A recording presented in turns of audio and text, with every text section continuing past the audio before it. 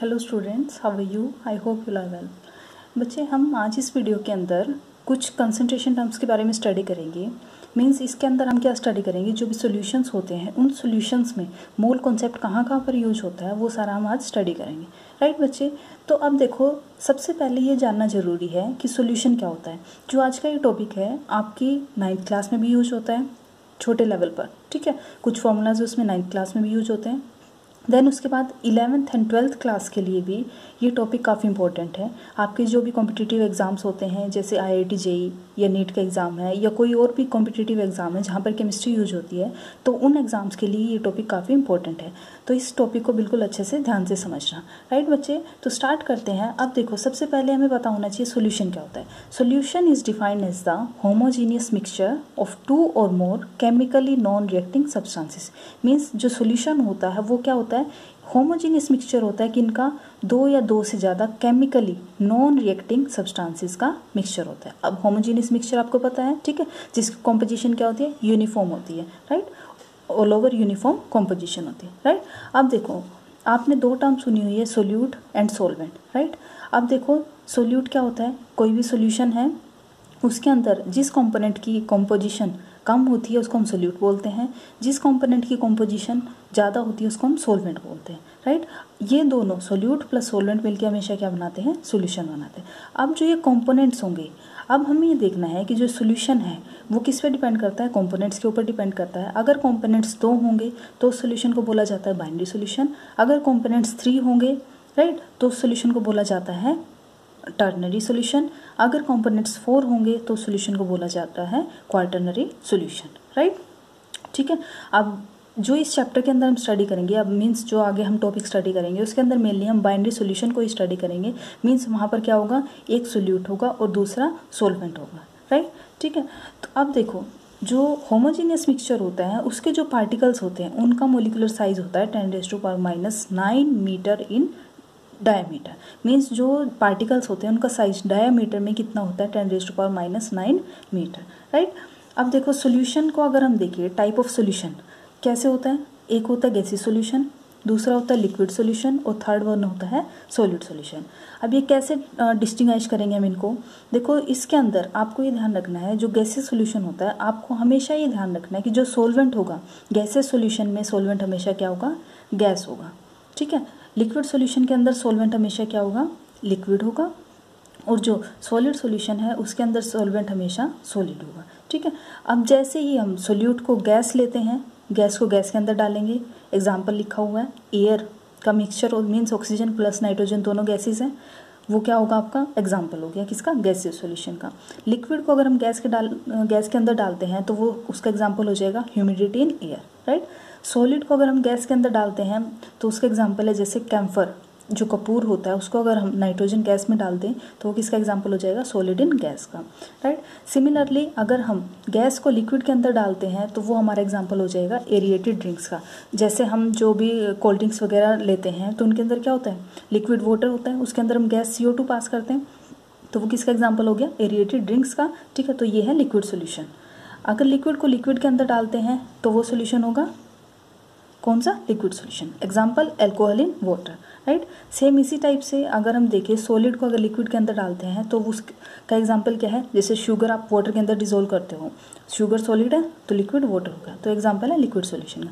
Similarly अगर हम देखें, गैस को अगर सॉलिड के अंदर डालें, फॉर एग्जाम्पल H2 गैस है, उसको पैलेडियम मेटल सॉलिड है ये, ठीक है, इसके ऊपर डालते हैं तो सोल्यूशन कौन सा मिलेगा, सॉलिड सॉल्यूशन। सिमिलरली लिक्विड को सॉलिड के अंदर डालते हैं, जैसे आपका अमलगम हो गया, अमलगम में क्या होगा, जो मरकरी, आपको पता है मरकरी क्या होता है, एक ऐसा मेटल है जो कि रूम टेम्परेचर पर किसकी फॉर्म में एग्जिस्ट करता है, लिक्विड की फॉर्म में एग्जिस्ट करता है। राइट, तो इसका अगर हम सोडियम के साथ रिएक्शन करवाते हैं तो आपको जो सॉल्यूशन मिलेगा वो क्या होगा, solid solution. Similarly solid in solid, alloys, आपने देखा है एक मेटल को दूसरे मेटल के साथ अगर हम कोई भी नया कंपाउंड बनाते हैं तो वो होता है एलोइस। होमोजेनियस मिक्सचर होते हैं एलोइस। राइट, तो ये सारे हमने देखे टाइप ऑफ सोल्यूशन जिनके अंदर सोल्यूट कौन है, सोलवेंट कौन है, और उनके एग्जांपल्स को देखा। राइट बच्चे, अब इसके बाद टर्म आता है कंसंट्रेशन। कोई भी सोल्यूशन है, अगर हमें उस सॉल्यूशन की कंसंट्रेशन निकालनी है तो सबसे पहले हम क्या करते हैं, पहले हमें कंसंट्रेशन के बारे में पता होना चाहिए। कंसंट्रेशन क्या होता है? Concentration of a solution is the amount of solute present in a given amount that is मास या फिर volume of a solution. Means इसके अंदर क्या बोला है, कंसंट्रेशन ऑफ अ सॉल्यूशन, किसी भी सॉल्यूशन की कंसंट्रेशन क्या होती है, हमें ये चेक करना होता है उस सॉल्यूशन के अंदर सोल्यूट की कितनी अमाउंट है, right, in a given amount of solution. Means हमें ये चेक करना होगा जो आपका सॉल्यूशन है उस सॉल्यूशन के अंदर जो सोल्यूट प्रेजेंट है उसकी कितनी अमाउंट प्रेजेंट है, तो इसी चीज़ को हम क्या बोलते हैं, कंसंट्रेशन ऑफ अ सॉल्यूशन। दूसरा है, इस टाइप से बोल सकते हैं the amount of solute dissolved in a given mass और वॉल्यूम ऑफ द सोलवेंट। यहाँ पर सॉल्यूशन लिया जैसे हमने, सेम इसी टाइप से अगर हम सोलवेंट लें, सोलवेंट के केस में भी हमें ये चेक करना है कि हमने सोलवेंट के अंदर कितना सोल्यूट डिसॉल्व किया है, तो वो क्या होगी, उसकी कंसंट्रेशन होगी। अब वो सोलवेंट मास में भी हो सकता है और उसका वॉल्यूम भी हो सकता है, ये डिपेंड करता है कि किस टाइप से आप उनको सोल्व कर रहे हो। तो यहाँ पर वो मास भी ले सकते हैं हम और वॉल्यूम भी ले सकते हैं, राइट। अब अगर हम फॉर्मूला देखें इसका, तो फॉर्मूला क्या बनेगा, concentration of solution is equal to amount of solute upon में अमाउंट ऑफ सॉल्यूशन या फिर सोलवेंट, राइट, सॉल्यूशन या फिर सोलवेंट, राइट। मीन्स अमाउंट कितना सोल्यूट का प्रेजेंट है किसके अंदर, सॉल्यूशन के अंदर या फिर सॉल्वेंट के अंदर, तो वो क्या होगी, उसकी कंसंट्रेशन ऑफ सॉल्यूशन। ये काफ़ी इंपॉर्टेंट टर्म है, ठीक है। अब हम क्या करेंगे, जो कंसंट्रेशन है, डिफरेंट डिफरेंट सॉल्यूशन की कंसंट्रेशन निकालेंगे, उनके लिए हम क्या करेंगे, डिफरेंट डिफरेंट मेथड्स को यूज करेंगे, डिफरेंट डिफरेंट टर्म्स को यूज करेंगे, कंसंट्रेशन टर्म्स को, तो उसके थ्रू हम क्या करेंगे, उस सॉल्यूशन की कंसंट्रेशन को निकालेंगे। तो सबसे पहले देखो एक टर्म आता है स्टैंडर्ड सॉल्यूशन। अब स्टैंडर्ड सॉल्यूशन क्या होता है, a solution of non concentration is called standard solution. Means कोई भी सॉल्यूशन जिसकी कंसंट्रेशन हमें पता हो, मीन्स हम उसकी कंसंट्रेशन को अगर जानते हैं तो उस सॉल्यूशन को बोला जाएगा स्टैंडर्ड सॉल्यूशन, राइट। अब एक टर्म आता है स्ट्रेंथ ऑफ सॉल्यूशन, राइट। अब स्ट्रेंथ ऑफ सॉल्यूशन क्या होता है, amount of solute dissolved in 1 litre of solution. Means solute की अमाउंट अगर हम 1 लीटर सॉल्यूशन के अंदर डिसॉल्व करते हैं तो उसको बोला जाएगा स्ट्रेंथ ऑफ सॉल्यूशन। मीन्स जितनी अमाउंट सोल्यूट की उस सॉल्यूशन की 1 लीटर में डिसॉल्व करेंगे तो उसको बोलेंगे हम स्ट्रेंथ ऑफ द सॉल्यूशन। अब देखो हमने क्या किया है, सोल्यूट की अमाउंट डिसॉल्व की है और वो अमाउंट किस में है, ग्राम्स में प्रेजेंट है, और जो आपका सॉल्यूशन है वो किस में प्रेजेंट है, लीटर की फॉर्म में प्रेजेंट है, राइट। तो यहाँ पर अगर हम इसकी यूनिट निकालें तो यूनिट किस टाइप से निकलेगी, अमाउंट ग्राम में और सॉल्यूशन की यूनिट लीटर में हो जाएगी। तो दैट्स वाई इसको कैसे एक्सप्रेस करेंगे, स्ट्रेंथ को ग्राम पर लीटर में, राइट, ठीक है। तो इसकी यूनिट हो जाएगी दैट इज ग्राम पर लीटर। अब हम क्या करेंगे, टर्न बाय टर्न अलग अलग फॉर्मूलाज को स्टडी करेंगे। तो जो सबसे पहले फर्स्ट कंसंट्रेशन टर्म आती है that is percentage strength. Means इसमें क्या करेंगे, आपके पास कोई सोल्यूशन होगा, उस सोल्यूशन के अंदर हम उसकी जो स्ट्रेंथ निकालेंगे, किसकी टर्म्स में, परसेंटेज की टर्म्स में उसकी स्ट्रेंथ निकालेंगे। अब देखो क्या होगा इसके अंदर, जो ये परसेंटेज स्ट्रेंथ है या तो परसेंटेज बाय वेट की टर्म्स में निकाली जाएगी या फिर परसेंटेज बाय वॉल्यूम की टर्म्स में निकाली जाएंगी। अब ये देखते हैं परसेंटेज बाय वेट क्या होता है, परसेंटेज बाय वॉल्यूम क्या होता है। तो इसमें क्या होगा, देखो सबसे पहले आपके पास आता है मास परसेंटेज। मीन्स इसके अंदर क्या होगा, आपका जो सोल्यूट है उसकी हम मास लेकर चलेंगे, ग्राम में मास होगा। अब जो सॉल्यूशन होगा, सॉल्यूशन भी किस में लेकर चलेंगे, हम ग्राम के अंदर ही लेकर चलेंगे, राइट। तो अब स्टार्ट करते हैं इसका, अगर हम डिफाइन करें इसको, मास परसेंटेज एक्चुअली होता क्या है, तो इसको बोलेंगे weight of solute in gram present in 100 gram of solution. Means जो सोल्यूट का वेट होगा ग्राम्स में होगा और किसके अंदर प्रेजेंट होगा, वो सॉल्यूशन के 100 ग्राम में प्रेजेंट होगा, तो उसको बोलेंगे मास परसेंटेज। फॉर एग्जाम्पल, अगर कोई आपको ये कहता है कि आप इस चीज़ का मीनिंग समझाओ मुझे कि 10% KCl सॉल्यूशन का मीनिंग क्या होता है, तो हमें यहाँ से क्या पता चलता है, जो 10% ध्यान रखना, 10% सॉल्यूशन है, इसका मतलब क्या है, वहाँ पर 10 ग्राम KCl प्रेजेंट है 100 ग्राम ऑफ सॉल्यूशन के अंदर।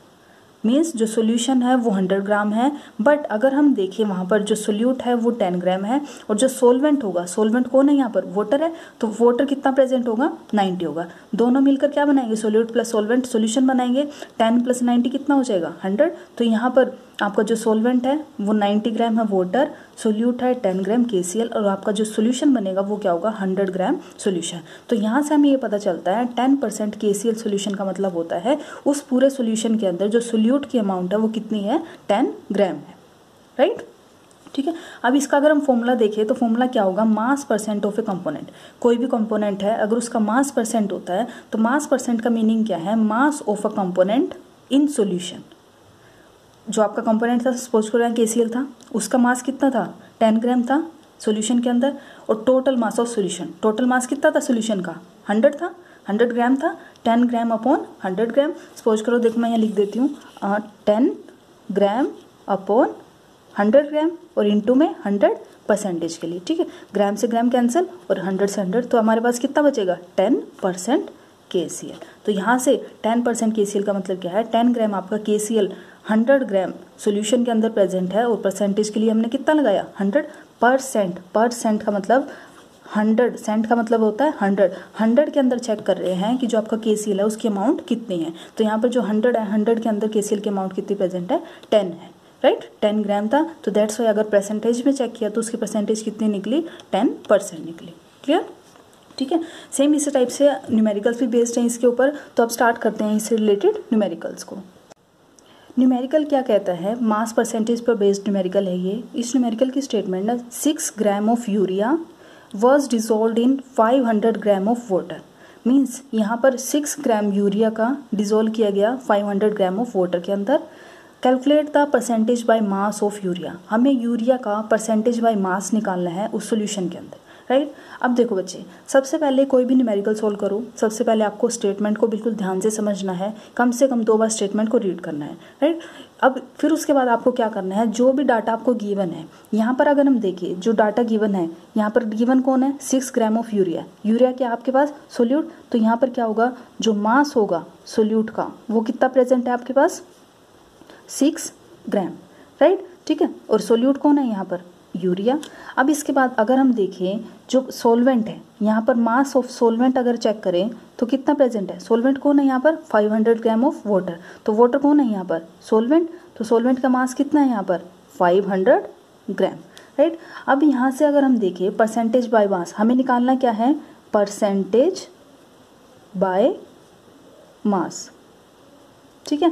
परसेंटेज बाय मास निकालना है। तो अब आपको देखो बच्चे फॉर्मूला पता है, सबसे पहले हम क्या करेंगे, मास ऑफ सॉल्यूशन निकालेंगे। अब मास ऑफ सॉल्यूशन क्या होता है, mass of solute plus mass of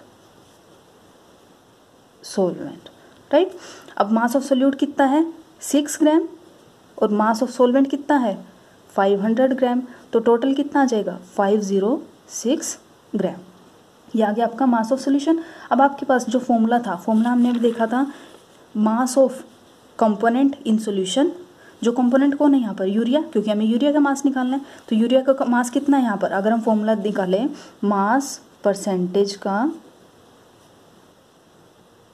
formula लिखें तो आपके पास क्या होगा, सबसे ऊपर कौन आएगा, मास of solute upon mass of solution, right. और परसेंटेज के लिए इंटू 100। तो हम क्या करेंगे यहाँ पर, मास ऑफ सोल्यूट कितना प्रेजेंट है आपके पास गिवन है, दैट इज 6 ग्राम, और आपका जो मास ऑफ सॉल्यूशन है, सॉल्यूशन कितना निकला हमारे पास, 506 ग्राम। तो हम क्या करेंगे, 506 ग्राम और इंटू में 100, ग्राम से ग्राम कैंसिल, ठीक है। तो अब हम इसको अगर कैलकुलेट करते हैं, कैलकुलेट करने के बाद आपके पास बचेगा यहाँ पर जो, अब हम जो यहाँ पर 6 था ना, ठीक है, 6/506 इंटू 100, जब इसको सोल्व करेंगे तो आपके पास बचेगा 1.186%, ठीक है। तो ये आपका सोल्यूशन आंसर हो जाएगा, that is mass percentage of urea.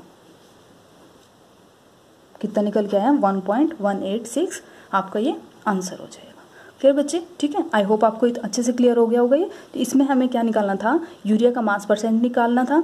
इसके लिए हमें यूरिया का मास दे रखा था, दैट इज सोल्यूट का मास दे रखा था, सोलवेंट का मास दिया था वाटर का 500 ग्राम।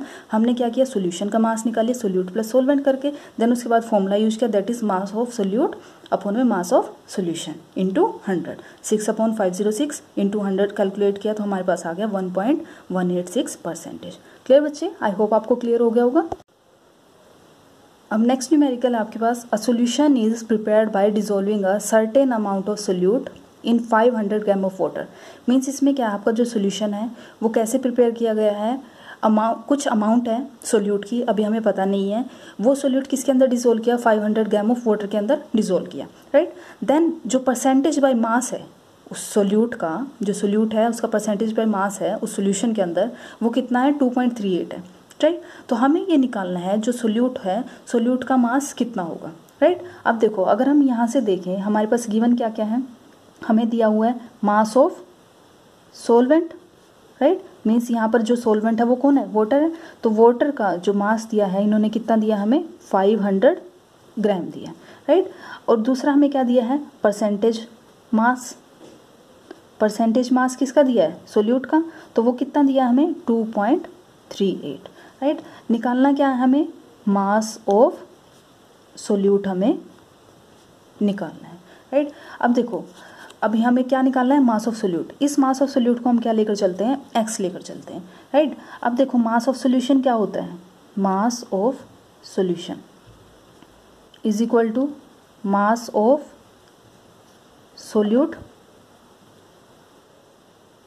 Plus mass of solvent, right. अब हमें क्या, सोल्यूशन का मास कितना होगा, सोल्यूट प्लस सोलवेंट। अब सोल्यूट कितना प्रेजेंट है, एक्स, हमें पता ही नहीं है, ये तो हमें निकालना है। प्लस आपका जो सोलवेंट है, सोलवेंट कौन है, वाटर, वाटर का मास कितना प्रेजेंट है, 500, और ये एक्स ग्राम। तो मास ऑफ सोल्यूशन कितना हो गया, दैट इज 500 प्लस एक्स ग्राम, आपका क्या आ गया, मास ऑफ सोल्यूशन, राइट। अब देखो हमारे पास जो फॉर्मूला है मास परसेंटेज का, मास परसेंटेज का फॉर्मूला क्या होता है, दैट इज हमारे पास क्या होगा, मास ऑफ सोल्यूट अपॉन में मास ऑफ सॉल्यूशन इनटू 100। अब हमें ये गिवन है, मास परसेंटेज दिया हुआ कितना, 2.38, राइट। अब 2.38 दिया हुआ है is equal to mass of solute, हमें पता नहीं है, एक्स निकालना है, सॉल्यूशन का कितना है 500 प्लस एक्स और इनटू में 100, राइट। अब इसको सोल्व करते हैं, तो यहाँ पर जब हम सोल्व करेंगे क्या करेंगे, x इज इक्वल टू 2.38, इस x को क्या करेंगे, 100 को अपॉन में ले जाएंगे और इंटू क्या कर देंगे, 500 प्लस x कर देंगे।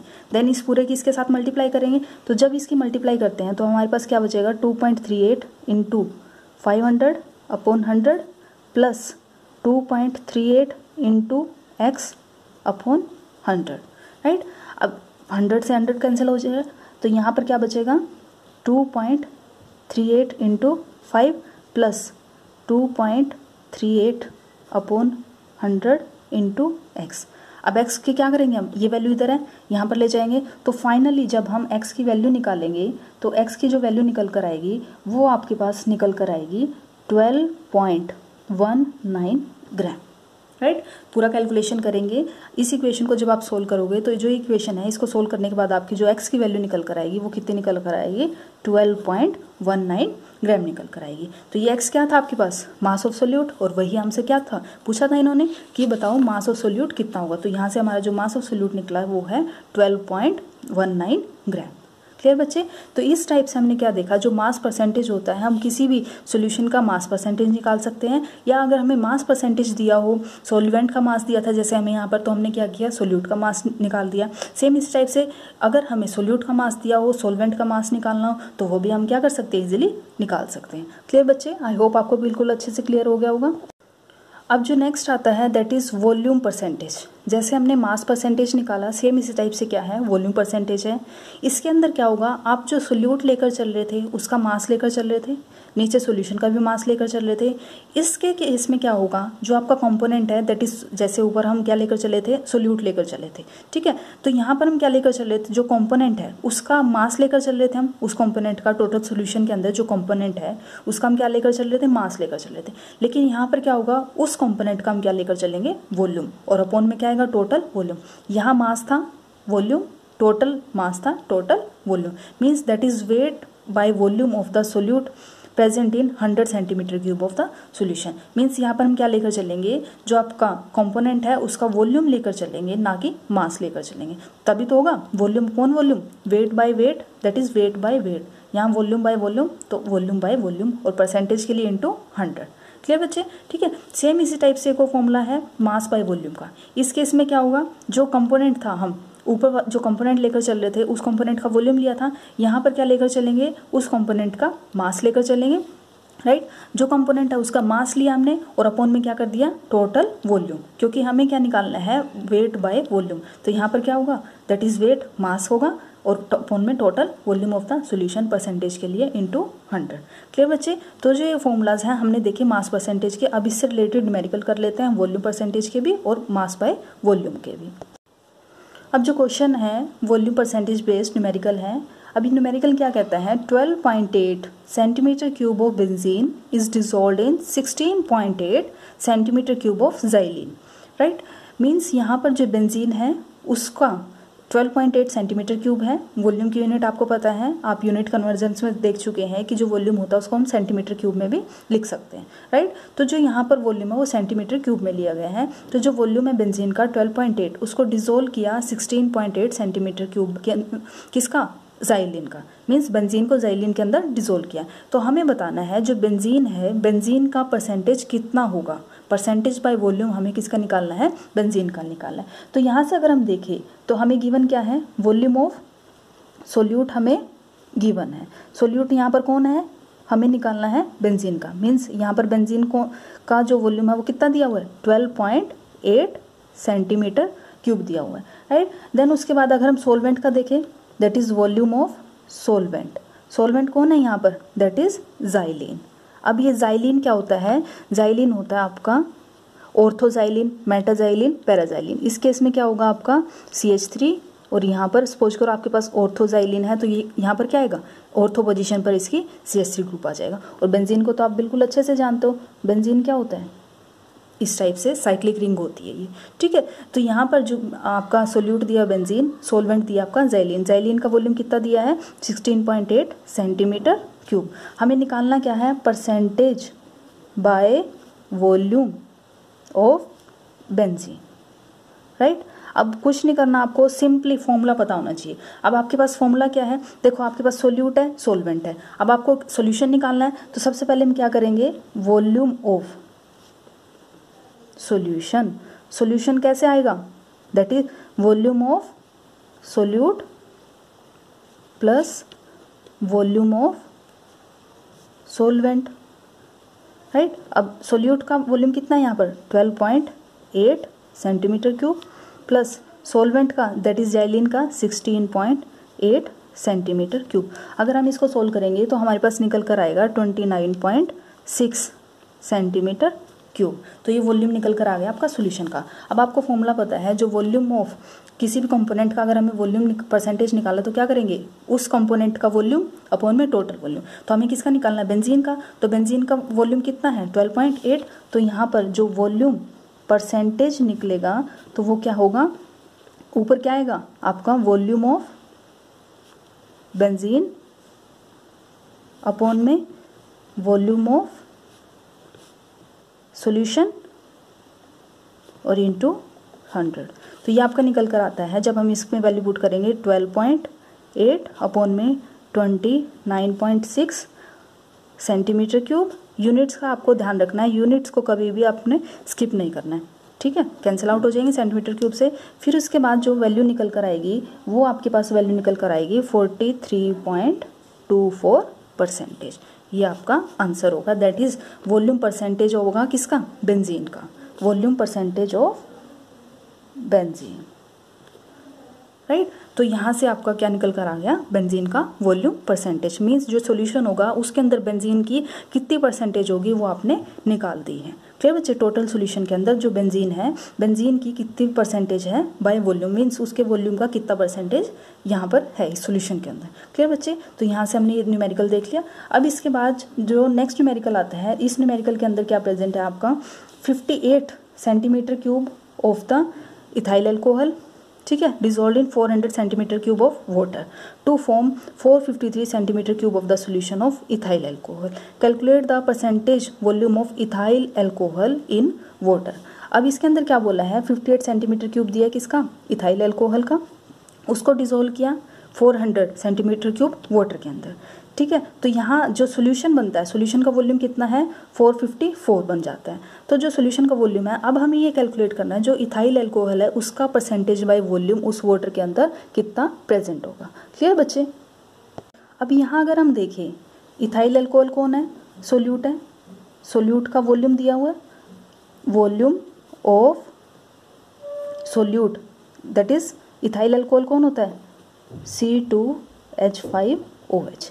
ठीक है, जो C2H5OH है उसका हमारे पास वॉल्यूम दिया हुआ कितना 58 सेंटीमीटर क्यूब, राइट। और जो आपका सोलवेंट है, सोलवेंट कौन है यहाँ पर वाटर, जो ये वाटर है इसका वॉल्यूम कितना दिया है, volume of solvent is 400 centimetre cube. वैसे ये टर्म आपको कंफ्यूज करने के लिए दिए, जस्ट इसका कोई यूज नहीं होगा। क्यों, क्योंकि आपके पास जो सॉल्यूशन है volume of solution is 454 centimetre cube, और निकालना क्या हमें, percentage volume of ethyl alcohol हमें निकालना है। अब देखो बच्चे, आपको पता है जो फॉर्मूला होता है, फॉर्मूला के अंदर क्या लेकर चलते हैं हम, वॉल्यूम ऑफ कंपोनेंट, कंपोनेंट यहाँ पर कौन है इथाइल अल्कोहल, अपॉन में total volume of the solution. कहीं सॉल्वेंट तो यूज हुआ ही नहीं, तो दैट्स वाई यहाँ पर इसका यूज कहीं पर भी नहीं है। सिंपली हमें क्या यूज करना है, सिर्फ 58 सेंटीमीटर क्यूब अपॉन में 454, क्योंकि हमें जो वॉल्यूम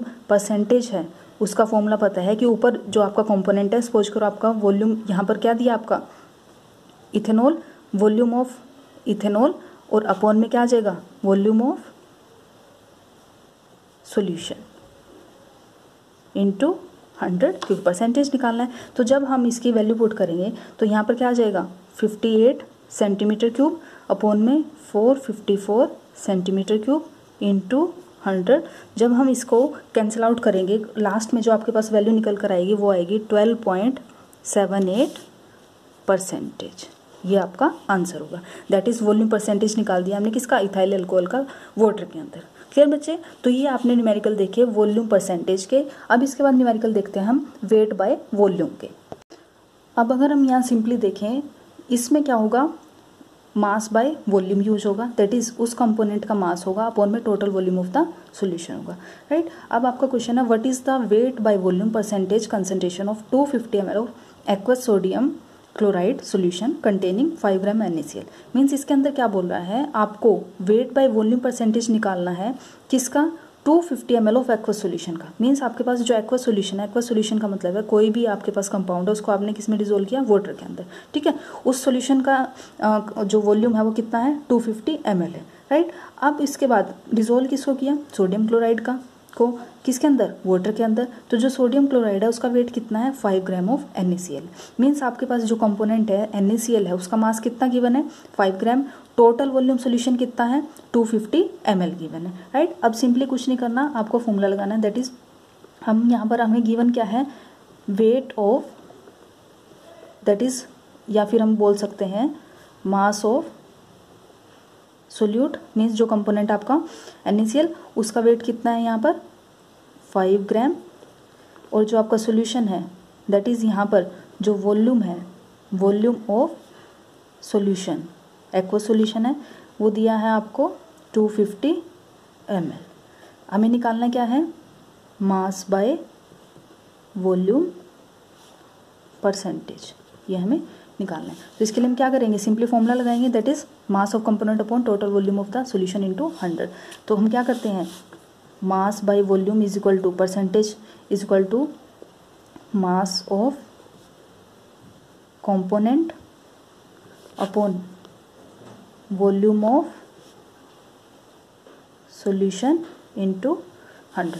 तो क्या करेंगे, मास कितना है 5 ग्राम अपॉन में सॉल्यूशन का वॉल्यूम कितना है 250 ml और इनटू में 100, ठीक है। तो जैसे हम इसको सोल्व करेंगे, इसको कैंसिल करेंगे, तो यहाँ पर 5 5 ज़ा 5 2 ज़ा 5 से 5 कैंसिल, तो 2 ग्राम पर ml आपका क्या निकल जाएगा, परसेंटेज निकल जाएगा आपका, क्योंकि यहाँ पर क्या है परसेंटेज है ये, क्योंकि आपके पास क्या है ग्राम पर ml। लास्ट में क्या था, या तो वॉल्यूम बाय वॉल्यूम था, तो वॉल्यूम से वॉल्यूम की यूनिट कैंसिल हो रही थी। उससे पहले में क्या था, वेट बाय वेट था, ग्राम से ग्राम कैंसिल हो रहा था, लेकिन यहाँ पर आपका क्या बचेगा, ग्राम बाय ml आपका इसमें बचेगा। तो यहाँ पर जो परसेंटेज निकल कर आएगी वो किस टर्म में निकलेगी, यूनिट क्या होगी, ग्राम पर ml इतना ग्राम प्रेजेंट होगा इतने एमएल के अंदर, तो आपका जो परसेंटेज होगा वो उसका परसेंटेज होगा 2, राइट बच्चे। ठीक है, तो यहाँ से हमने देखा इस न्यूमेरिकल के अंदर हमने निकाला मास बाय वॉल्यूम को। ठीक है, सेम इसी टाइप से अगर हम दूसरा देखें तो इसके अंदर क्या आपके पास 10 ग्राम दिया है barium chloride, right. 10 gram of barium chloride is dissolve in 90 gram of water. अब आपके सॉल्वेंट कौन है, वाटर है, 90 ग्राम आपका सॉल्वेंट है, 10 ग्राम आपका सोल्यूट है, दैट इज बेरियम क्लोराइड जिसको डिजोल्व किया है, और जो आपका सोल्यूशन है उस सोल्यूशन की आपको डेंसिटी दी गई है, right.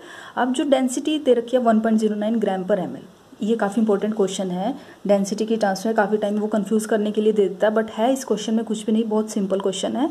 Calculate the weight by volume percentage concentration of the solution. आपको सॉल्यूशन की क्या निकालना है, वेट बाय वॉल्यूम निकालना है। ठीक है, तो इसके लिए अब देखो सिंपली क्या करेंगे हम, आपको गिवन क्या क्या है, mass of solute that is 10 gram, right, और जो आपका मास ऑफ सोलवेंट भी गिवन है कितना, 90 ग्राम, राइट, 90.0 ग्राम।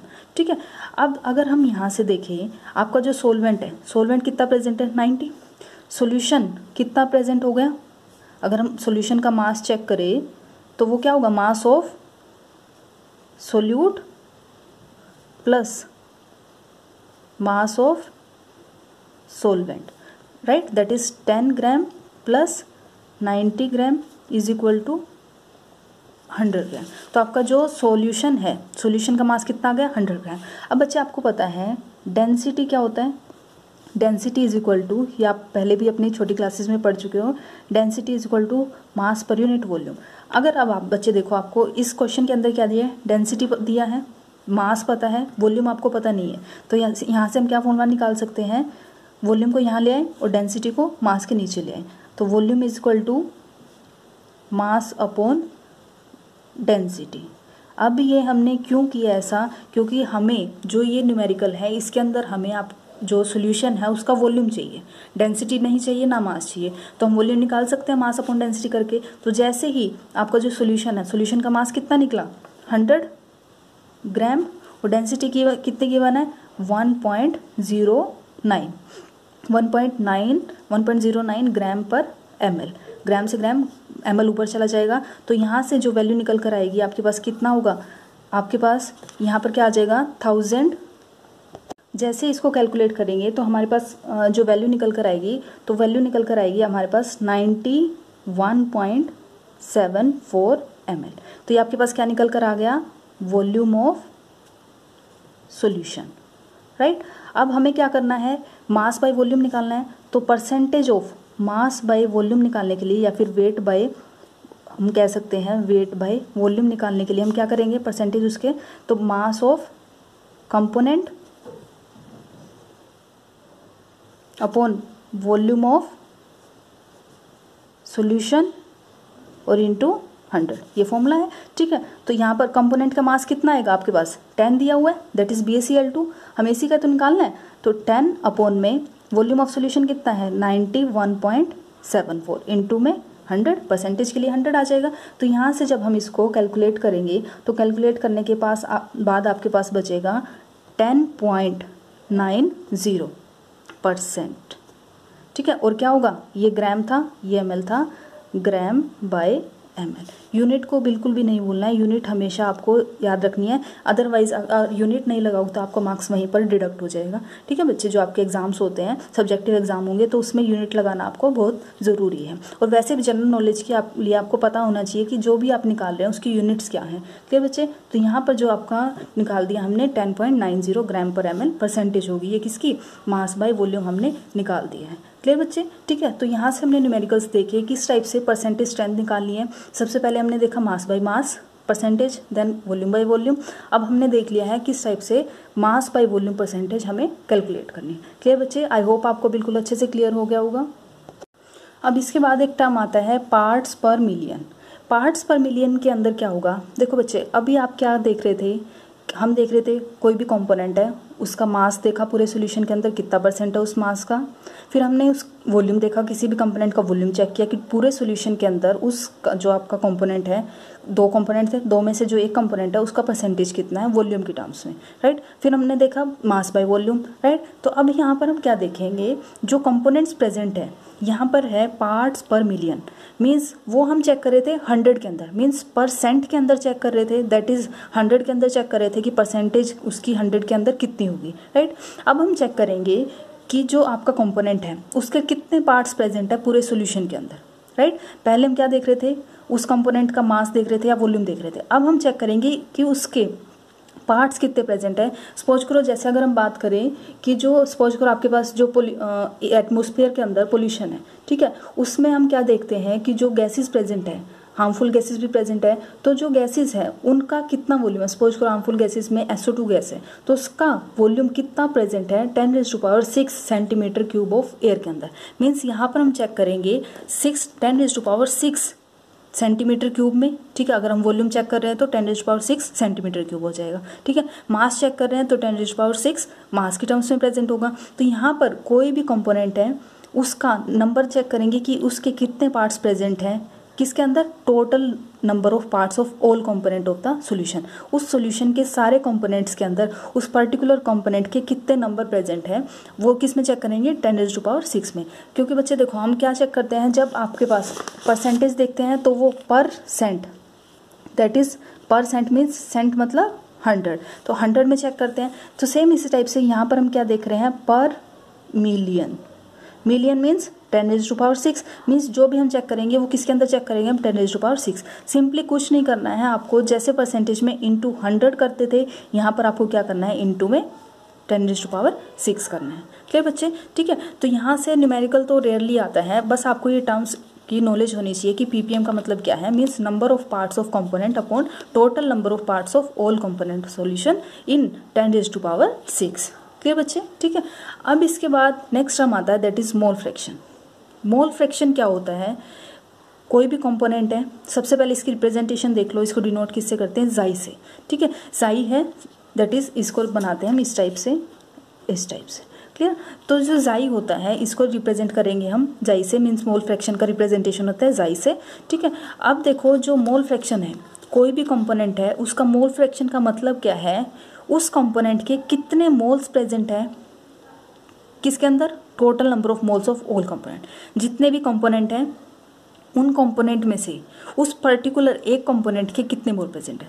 सारे कंपोनेंट है, सपोज करो आपके पास 10 कंपोनेंट है, उस 10 कंपोनेंट के कुछ मोल्स होंगे, उन 10 कंपोनेंट में से आपको ये चेक करना है उस पर्टिकुलर किसी भी एक कंपोनेंट के कितने मोल्स प्रेजेंट होंगे। क्लियर बच्चे, ठीक है। तो ये होता है mole fraction of the component. अब देखो कैसे करेंगे ये चीज़, हम इसके लिए क्या करते हैं, सपोज करो एक सॉल्यूशन है जिसके कुछ मोल्स हैं, ठीक है। उस सॉल्यूशन के अंदर सोल्यूट भी प्रेजेंट होगा, सोलवेंट भी प्रेजेंट होगा। जो आपका सोलवेंट है, सपोज करो उस सोलवेंट के N1 मोल्स प्रेजेंट है, और जो सोल्यूट है, सोल्यूट के मोल्स है N2। ये हमने सपोज कर लिया है कि जो सोलवेंट है उसके मोल्स N1 है और जो सोल्यूट है उसके मोल्स N2 है। अब आपको मोल्स तो निकालना आता है, पहले भी मैं करवा चुकी हूँ प्रीवियस वीडियोज़ में। जो मोल्स होता है, मोल कैसे निकालते हैं, वेट अपॉन में मोलर वेट, मीन्स कोई भी अगर एटम है तो उसका वेट लिखेंगे और नीचे एटॉमिक वेट लिखेंगे, कोई भी मॉलिक्यूल है मॉलिक्यूल का वेट लिखेंगे और नीचे मॉलिक्यूलर वेट लिख देंगे। तो दैट्स वाई मैंने यहाँ पर क्या लिख दिया है, मोलर वेट लिख दिया है, ठीक है। मीन्स एक मोल का वेट है ये, राइट। तो यहाँ पर मोल निकाल लेंगे कैसे, वेट अपॉन में एटॉमिक वेट या फिर मॉलिक्यूलर वेट करके। उसके बाद आपको क्या करना है, आपको सोलवेंट के मोल्स गिवन N1, सोल्यूट के मोल्स गिवन है N2। तो सपोज करो किसी ने आपसे पूछ लिया कि भाई आप ये बताओ जो सोलवेंट है, सोलवेंट का मोल फ्रैक्शन क्या होगा। तो हमने देखा था सोलवेंट के मोल फ्रैक्शन के लिए हम क्या करेंगे, उस सोलवेंट के नंबर ऑफ मोल्स को किससे डिवाइड कर देंगे, सारे कंपोनेंट के मोल से। अब सारा कंपोनेंट कौन हुआ, सॉल्यूशन हुआ। उस सॉल्यूशन के अंदर कौन कौन प्रेजेंट है, सोल्यूट भी प्रेजेंट है और सोलवेंट भी प्रेजेंट है, राइट, ठीक है। तो जैसे हम इसको कैलकुलेट करेंगे, मीन्स आपका जो सॉल्यूशन है, इस सॉल्यूशन के अंदर कौन कौन प्रेजेंट है, सोल्यूट भी प्रेजेंट है प्लस सोलवेंट भी प्रेजेंट है, ठीक है। वो हमसे पूछ रहे हैं कि सोल्यूट के मोल्स बताओ, मीन्स मोल फ्रैक्शन बताओ कि मोल फ्रैक्शन हम कैसे निकालेंगे, ठीक है। तो मोल फ्रैक्शन के लिए हम क्या चाहिए, उसके नंबर ऑफ मोल चाहिए जिसके निकालने हैं, और अपॉन में इस टोटल सॉल्यूशन के मोल्स चाहिए, तो हम क्या करेंगे, सबसे पहले उस सॉल्वेंट के मोल्स निकालेंगे, राइट। तो सॉल्वेंट के मोल्स क्या है यहाँ पर N1 है, और आपका जो टोटल होगा, टोटल क्या मीन्स सोल्यूट प्लस सॉल्वेंट के moles, that is N1 plus N2। तो आपको यही करना है, इसमें जिस भी कंपोनेंट के मोल फ्रैक्शन निकालना है, सबसे ऊपर न्यूमरेटर में उसके मोल्स रखेंगे, अपॉन में टोटल मोल्स रख देंगे, that is solute plus solvent के। सेम इसी टाइप से अगर वो आपसे पूछते हैं सोल्यूट के मोल फ्रैक्शन बताओ, तो सोल्यूट के मोल फ्रैक्शन में भी हम क्या करेंगे, सोल्यूट के नंबर ऑफ मोल्स अपॉन में टोटल नंबर ऑफ मोल्स कर देंगे। क्लियर बच्चे, ठीक है। तो यहाँ से हमने देख लिया कि किस टाइप से कोई भी आपके पास कोई कंपोनेंट प्रेजेंट है, ठीक है, कोई सॉल्यूशन है, उस सॉल्यूशन के अंदर पर्टिकुलर कंपोनेंट सोल्यूट का पूछ ले मोल फ्रैक्शन या फिर सॉल्वेंट का मोल फ्रैक्शन पूछ ले, तो आप इजीली इससे निकाल सकते हैं, ठीक है। अब इसके बाद आता है आपके पास जो मोल फ्रैक्शंस होते हैं, आपको ये ध्यान रखना है बात कि जो मोल फ्रैक्शन होते हैं, सपोज करो आपके पास x1 है किसी एक कंपोनेंट का, कोई सॉल्यूशन था आपके पास, ठीक है, उस सॉल्यूशन के अंदर दो कंपोनेंट थे, ठीक है, एक था 1 2, इसका जो मोल फ्रैक्शन है x1, जो xy1 और जो मोल फ्रैक्शन है xy2, इसका सम हमेशा क्या होगा, 1 होगा। अब ऐसा क्यों, प्रूव करके दिखाती हूँ मैं। xy1 क्या होगा, N1 upon N1 plus N2, और xy2 क्या होगा, N2 upon N1 plus N2। अभी हमें नहीं पता 1 आएगा 2 आएगा, तो हम क्या करते हैं, अब इसका एलसीएम लेते हैं, N1 प्लस N2, एलसीएम लिया, यहाँ से N1 और यहाँ से N2, तो यहाँ से क्या आया, N1 plus N2 upon N1 plus N2, तो कैंसिल आउट करेंगे तो क्या बचेगा हमारे पास, 1 बचेगा, ठीक है। तो दैट्स वाई हमने क्या किया, xy1 प्लस xy2 का सम क्या आया, 1 आया। तो ये हमेशा होगा xy1 प्लस xy2 हमेशा किसके इक्वल होगा, 1 के इक्वल होगा। मीन्स जो भी मोल फ्रैक्शन है किसी भी सॉल्यूशन के अंदर जितने कंपोनेंट्स होते हैं, उन कंपोनेंट्स का जो मोल फ्रैक्शन होगा उनका सम हमेशा किसके इक्वल होगा, 1 होगा, राइट। अब यहाँ 2 कंपोनेंट थे तो 2 का सम 1 हो गया, 3 हो गए तो 3 का कंपोनेंट का सम भी 1 आएगा, जैसे xy1 plus xy2 plus xy3 का भी सम हमेशा क्या होगा, 1 के इक्वल होगा। फिर बच्चे ये काफ़ी इंपॉर्टेंट बात है, आगे यूज होगी। अब यहाँ से अगर वो कह दे, सपोज करो कोई न्यूमेरिकल यूज करेंगे, उस न्यूमेरिकल के अंदर आपके पास xy1 प्लस xy2 हमें पता है 1 होता है। अब यहाँ से सपोज करो हमारे पास xy1 की वैल्यू तो प्रेजेंट है, लेकिन हमारे पास xy2 नहीं है, तो उसके लिए हम क्या करेंगे, xy2 के लिए 1 माइनस xy1 कर देंगे, तो यहाँ से हमारी क्या निकल जाएगी, xy2 की वैल्यू निकल जाएगी। क्लियर, ठीक है। तो इस टाइप से हम क्या करेंगे, जो मोल फ्रैक्शन है उसका यूज करेंगे। काफ़ी इंपॉर्टेंट टर्म है ये, आगे भी यूज होगी, आगे जो और भी टर्म्स आएंगी कंसंट्रेशन की, दैट इज़ जो मोलैरिटी है या फिर मोलैलिटी है, नॉर्मेलिटी है, हर जगह ये मोल फ्रैक्शन है जो आपका मोल की टर्म्स है जो वो काफ़ी यूज होंगी, तो बिल्कुल अच्छे से इसको समझना। क्लियर बच्चे, ठीक है। यहाँ पर ये टॉपिक है। अब इसके बाद हम इससे रिलेटेड न्यूमेरिकल्स करेंगे। तो जो न्यूमेरिकल है दैट इज़ मोल फ्रैक्शन पर बेस्ड न्यूमेरिकल है। 23 ग्राम ऑफ इथाइल अल्कोहल है दैट इज़ C2H5OH, राइट, ठीक है।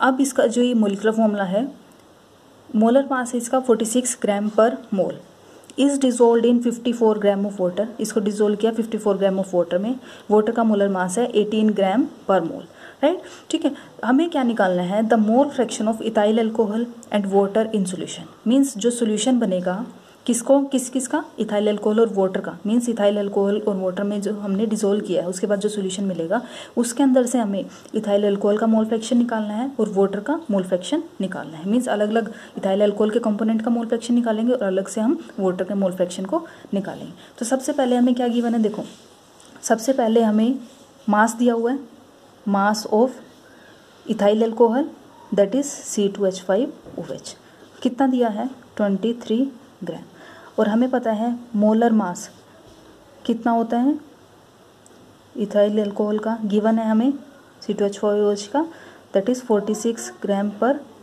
मोल हमें गिवन है। सेम इसी टाइप से जो वाटर है, mass of water is equal to 54 gram, और यहाँ से अगर हम देखें मोलर मास है वाटर का तो कितना है 18 ग्राम पर मोल हमें दिया हुआ है, ठीक है।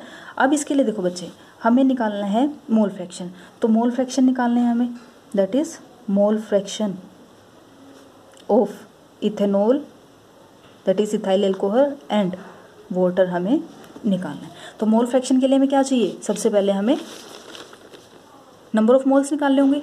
तो नंबर ऑफ मोल्स कैसे निकालते हैं, टर्न बाय टर्न निकालते हैं। एक तरफ हम इथेनॉल के लिए निकाल लेते हैं, तो सबसे पहले हम क्या निकालेंगे, number of moles of ethanol, तो नंबर ऑफ मोल्स के लिए क्या करते हैं, वेट अपॉन में मॉलिक्यूलर वेट, ठीक है। तो नंबर ऑफ मोल्स, सपोज करो इसके नंबर ऑफ मोल्स हम यहाँ लिख लेते हैं N1, तो कितना आएगा, वेट अपॉन में मॉलिक्यूलर वेट कितना है 23 ग्राम और अपॉन में 46 ग्राम पर मोल, ग्राम से ग्राम कैंसिल हो जाएगा, ठीक है। यहाँ से 2 1/2 दैट इज इक्वल टू 0.5 मोल हमारे इसके निकल जाएंगे। सेम इसी टाइप से अगर हम नंबर ऑफ मोल्स ऑफ किसके निकालें, वाटर के, तो कितने आएंगे, वेट अपॉन में मॉलिक्यूलर वेट, तो मॉलिक्यूलर वेट कितना निकल कर आएगा, इसको N2 बोल देते हैं। तो वेट कितना हमारे पास गिवन है, दैट इज़ 54 गिवन वेट है ये। मॉलिक्यूलर वेट कितना है 18 ग्राम पर मोल, कैंसिल करेंगे 18 3 × 54 दैट इज़ 4 मोल हमारे निकल जाएंगे किसके, वाटर के, राइट। अब हमें क्या करना है, मोल फ्रैक्शन निकालना है, इसको बोल देते हैं हम Xy1। किसके मोल फ्रैक्शन होंगे, Xy1 is the mole fraction of C2H5OH। तो इसके लिए क्या हुआ, N1 अपॉन में N1 + N2 हम देख चुके हैं। तो इसके लिए N1 की वैल्यू कितनी है 0.5 और N1 + N2 0.5 + 3 दैट इज़ 3.5। कैसे आई ये, हमारा ये वैल्यू आया है, हम यहाँ लिख देते हैं दैट इज़ N1 + N2 = 3.5। इसको और इसको ऐड करने से, that is N1 + N2 add करने से, तो जो वैल्यू हमारी निकल कर आएगी वो हमारी निकल कर आएगी, हम यहाँ से देख लेते हैं 5/35 दैट इज़ 1/7, राइट। तो यहाँ से वैल्यू निकल कर आ रही है 1/7 Xy1 की वैल्यू, दैट इज़ Xy1 = 1/7। और यहाँ से Xy2 की वैल्यू निकालें तो N2 अपॉन में N1 + N2, Xy2 कितना 3 अपॉन में 3.5, ठीक है। तो यहाँ से जो वैल्यू अगर हम निकालेंगे डिवाइड करके तो आपका कितना बचेगा 30/35, ठीक है। तो यहाँ से अब निकालते हैं 5 6 × 5 7 × तो Xy2 की वैल्यू कितनी आ रही है 6/7 आ रही है, राइट। तो ये हमने क्या निकाल दिया, मोल फ्रैक्शन निकाल दिया। अब यहाँ से वेरीफाई भी कर सकते हो, Xy1 + Xy2 की वैल्यू 1 आ रही है, नहीं 1/7 + 6/7, वेरीफाई भी हो जाएगा कि आपके जो मोल फ्रैक्शन है उनकी वैल्यू सही से कैलकुलेट हुई है या नहीं। तो यहाँ से अगर हम कैलकुलेट करेंगे तो 7/7 = 1, तो हैंस वेरीफाइड आपका Xy1 की वैल्यू 1/7 और Xy2 की वैल्यू 6/7 है। तो यहाँ से आपने क्या निकाल दिया, मोल फ्रैक्शन निकाल दिया किसके, इथाइल अल्कोहल के और वाटर के, राइट बच्चे। आई होप आपको बिल्कुल अच्छे से क्लियर हो गया होगा ये, ठीक है बच्चे। अब इसके बाद बच्चे नेक्स्ट क्वेश्चन है, मोल फ्रैक्शन पर बेस्ड है, find the mole fraction of HCl in a solution of HCl। Means वो क्या कह रहा है, हमें निकालना है HCl का मोल फ्रैक्शन निकालना है किसके अंदर से, HCl के सोल्यूशन के अंदर से। वो सोल्यूशन किसके अंदर बना है, HCl को हमने वाटर के अंदर डिसोल्व किया। अब जो परसेंटेज दिया हुआ है HCl का बाय मास, अब ये आप बिल्कुल इजीली समझ जाएंगे। परसेंटेज बाय मास का मतलब क्या है, 100 ग्राम आपका जो पूरा सोल्यूशन है उसके अंदर जो HCl है उसका मास कितना प्रेजेंट है 24.8 ग्राम प्रेजेंट है। मीन्स परसेंटेज बाय मास 24.8% का मतलब है कि वो कितना प्रेजेंट है 24.8 ग्राम प्रेजेंट है किसके अंदर, पूरे सोल्यूशन के अंदर, राइट। मीन्स सोल्यूशन का जो मास होगा वो कितना होगा 100 ग्राम होगा। तो यहाँ से अगर हम सोलवेंट का मास निकालें तो कैसे निकालेंगे, ये आपका सोल्यूट हो गया, solvent that is water, water का अगर हम मास निकालें तो कितना होगा 100 - 24.8 दैट इज़ 75.2, दोनों मिलकर क्या बनाएंगे 100 ग्राम सोल्यूशन बनाएंगे। अब हमें क्या निकालना है, मोल फ्रैक्शन निकालना है HCl का in a solution of the HCl। अब मोल फ्रैक्शन के लिए हमें क्या चाहिए, number of moles, that is number of moles of HCl अगर निकालेंगे तो क्या होगा, वेट अपॉन में मोलिकुलर वेट, वेट कितना है हमारे पास 24.8। अब मोलिकुलर वेट कितना होता है, मोलिकुलर वेट है आपका HCl का दैट इज़ 1, H का वेट है और Cl का 35.5 है, तो कितना आएगा 36.5। तो यहाँ पर लिख देंगे हम ये ग्राम, 36.5 ग्राम पर मोल इसका मोलिकुलर वेट हो जाएगा। तो यहाँ से अगर हम मोल्स निकलेंगे तो N1 अगर हम लिखे तो कितने आएंगे 24.8 अपॉन में 36.5। अगर हम इसको कैलकुलेट करेंगे तो आपके जो मोल्स निकल कर आएंगे वो आपके मोल्स आएंगे, मैं अभी बताती हूँ, इसमें जो मोल्स निकल कर आएंगे वो आपके मोल्स आएंगे 0.6795 मोल्स, राइट, ठीक है। अब सेम इसी टाइप से अगर हम वाटर के निकालें, उस वैसे हमसे इन्होंने पूछा है find the mole fraction of HCl के निकालने हैं, तो इसके लिए हमें क्या चाहिए, वाटर के भी चाहिए होंगे, क्योंकि वाटर के भी मोल्स, हमें जब भी फॉर्मूला लगाना है मोल फ्रैक्शन का तो हमें दूसरे कंपोनेंट के भी मोल्स चाहिए होंगे। तो वाटर के लिए हम क्या करेंगे, moles, that is N2। Water का वेट कितना है हमारे पास गिवन है, सोलवेंट दैट इज 75.22 ग्राम, अपन में मोलिकुलर वेट कितना होता है, 18 होता है, ठीक है। तो यहाँ पर 18 ग्राम पर मोल। तो जब हम इसको कैलकुलेट करेंगे तो जो हमारे मोल फ्रैक्शंस निकल कर आएंगे वाटर के केस में, तो वो आएगा हमारा 4.1। तो बच्चे यहाँ से जो हमने क्या किया, नंबर ऑफ मोल्स निकाल दिए, that is weight by molecular weight करके, ठीक है। वो निकल कर आए हमारे 0.6795 पर मोल, राइट। सेम इसी टाइप से हमने क्या किया, नंबर ऑफ मोल्स किसके निकाल दिए, वाटर के, दैट इज सोलवेंट के, तो उसका निकला 75.2 डिवाइड बाई में 18 ग्राम पर मोल से, तो जो वैल्यू निकल कर आई है 4.17 हमारी वैल्यू आ गई। इसके बाद हमें मोल फ्रैक्शन निकालना है। मोल फ्रैक्शन क्या होता है, number of moles of that component upon total number of moles. तो उस कंपोनेंट दैट इज HCl के मोल कितने यहाँ पर N1 दैट इज 0.6795 अपॉन में टोटल, जब टोटल हम किसके करेंगे N1 + N2, तो जो टोटल करेंगे तो हमारे पास जो वैल्यू निकल कर आएगी 4.8495। तो यहाँ पर जब हम डिवाइड करते हैं तो मोल फ्रैक्शन की वैल्यू निकल कर आती है 0.14, राइट बच्चे। तो यहाँ से हमने क्या निकाल दिया, जो HCl था, HCl के हमने मोल फ्रैक्शन निकाल दिया। तो इसी टाइप से जो भी मोल फ्रैक्शन के क्वेश्चंस होते हैं वो इसी टाइप से होते हैं। सबसे पहले आपको नंबर ऑफ मोल्स निकालने हैं उस दोनों कंपोनेंट के, ठीक है, या 3 कंपोनेंट भी हो सकते हैं, कितने भी हो सकते हैं, मीन्स जितने भी कंपोनेंट है आपको सबके मोल्स निकालने हैं। देन उसके बाद जिस कंपोनेंट का मोल फ्रैक्शन निकालना है उसके नंबर ऑफ मोल्स को डिवाइड करेंगे हम टोटल नंबर ऑफ मोल से। तो इस टाइप से आपके जो भी मोल फ्रैक्शन है वो वैल्यू आपके निकल जाए। क्लियर बच्चे आपके। तो यहाँ पर हमारा जो टॉपिक है मोल फ्रैक्शन का वो कंप्लीट हो जाता है। इसके बाद जो नेक्स्ट टॉपिक होगा उसके अंदर हम molarity, right, that is concentration term होती है एक मोलैरिटी, आपने पहले भी सुना होगा इसके बारे में, ठीक है। उसके बाद फिर हम मोलैलिटी के बारे में स्टडी करेंगे। देन उसके बाद हम नॉर्मेलिटी के बारे में स्टडी करेंगे, फॉर्मेलिटी के बारे में स्टडी करेंगे। तो जितनी भी कंसंट्रेशन टर्म्स है जो आपके कॉम्पिटिटिव एग्जाम्स में भी यूज होती है, जनरली आपके जो बोर्ड एग्जाम होते हैं या फिर जो आपकी स्कूल के एग्जाम्स होते हैं 11th क्लास में, ठीक है, वहाँ पर भी यूज़ होती है। काफ़ी इंपॉर्टेंट टॉपिक है।